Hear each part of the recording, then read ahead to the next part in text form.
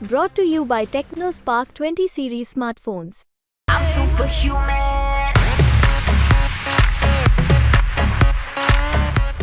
नमस्कार, बिहार तक देख रहे हैं आप और आपके साथ मैं हूं हर्षिता सिंह। लोकसभा चुनाव से पहले बिहार में इंडिया गठबंधन फिर चिंताजनक स्थिति में आता दिख रहा है। चर्चा इस बात की शुरू हो चुकी है कि क्या बिहार में महागठबंधन टूट जाएगा।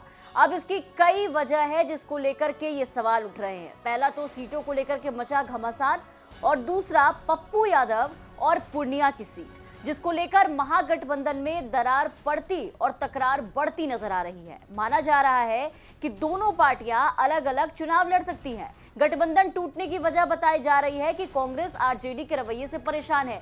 सबसे पहले समझते हैं कि सीटों के बंटवारे को लेकर बात कहां फंस रही है। देखिए, कांग्रेस ने 1 दर्जन सीटों पर अपना दावा ठोका था जब नीतीश कुमार भी साथ थे और आरजेडी के साथ थे, और देखिए कि बिहार में तीनों पार्टियां मिली हुई थी। तब वहां पर देखिए कि सीटों को लेकर के जो बातचीत है वो नहीं बैठ पा रही थी। लेकिन जब नीतीश कुमार निकल गए तो उसके बाद भी कांग्रेस का जो दावा है वो जस का तस रहा। धीरे धीरे ये संख्या जो है वो घट करके 7 से 9 के बीच पहुंच गई।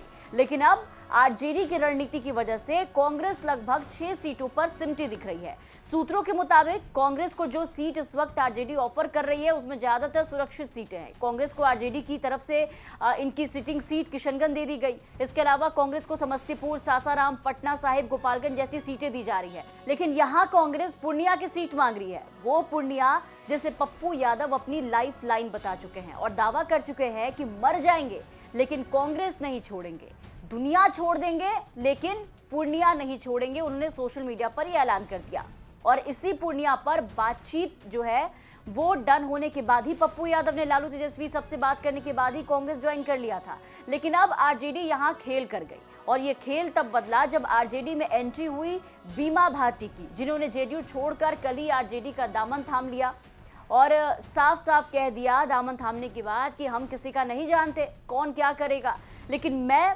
पूर्णिया से ही चुनाव लड़ूंगी। अब यही बात फंस गई है। महागठबंधन में अब आरजेडी चाहती है कि पप्पू यादव पूर्णिया छोड़ दे और मधेपुरा से चुनाव लड़े, लेकिन पप्पू यादव तो पूर्णिया के भरोसे आए थे, तो वो भला इस सीट को लाइफलाइन बता चुके हैं, तो भला वो कैसे इस सीट को छोड़ दे।